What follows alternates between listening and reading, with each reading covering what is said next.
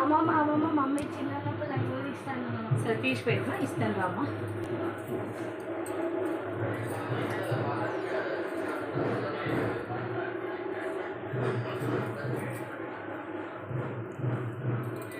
ఇది కట్టుకున్నాక last look ఎలా ఉందో మీకు చూపిస్తాను.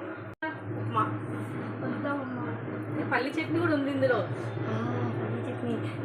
పల్లి చట్నీ ఇంకా ఉప్మా సూపర్ కాంబినేషన్. తిన్నాక నేను ఎలా ఫైనల్ లుక్ చూపిస్తాను. అమ్మమ్మ నా డ్రెస్ ఎలా ఉంది?